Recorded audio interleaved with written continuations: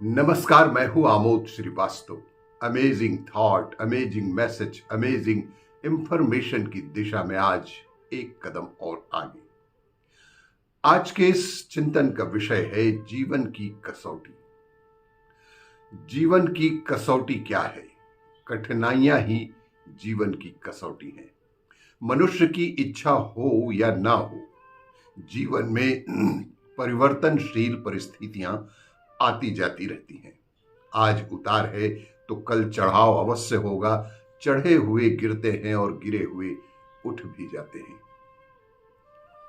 आज उंगली के इशारे पर चलने वाले अनेक अनुयायी जो कि हमेशा ही उनके उंगलियों पर चलते थे, तो कल सुख दुख की पूछने वाला एक भी नहीं रहता और रंक कहलाने वाला एक दिन धनपति भी बन जाता है।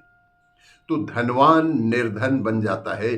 जीवन में इस तरह की परिवर्तनशील परिस्थितियां आते जाते रहना, यह एक नियति का चक्र का सहज स्वाभाविक नियम है।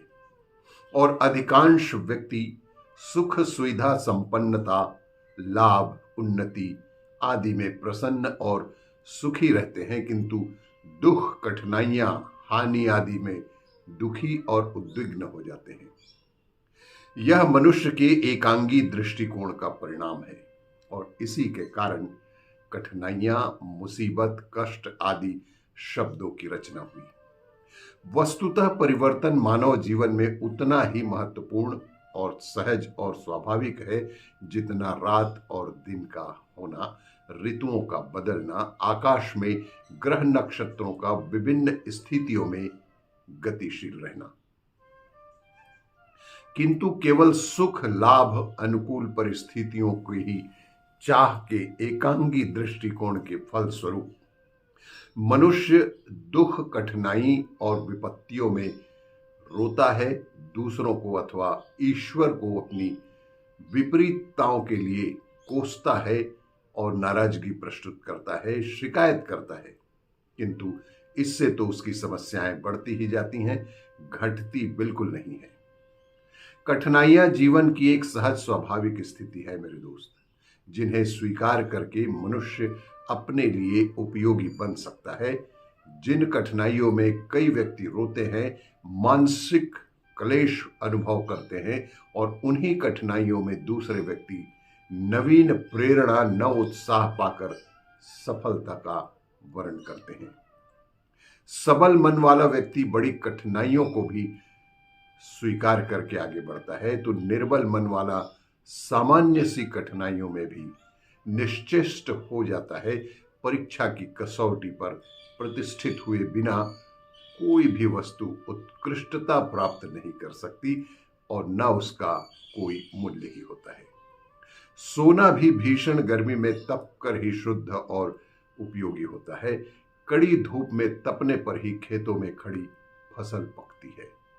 आग की भयानक गोद में पिघल कर ही लोहा सांचे में ढलने के उपयुक्त बनता है।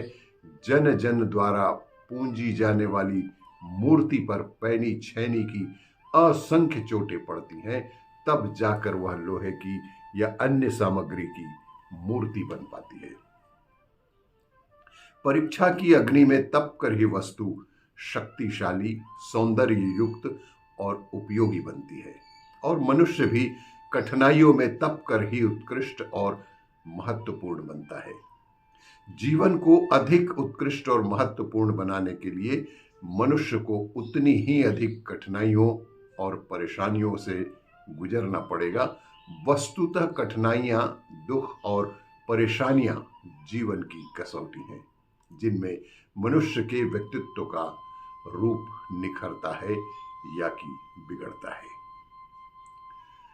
आपको ये मेरा वीडियो अच्छा लगे तो लाइक करें, शेयर करें और सब्सक्राइब अवश्य करें। धन्यवाद।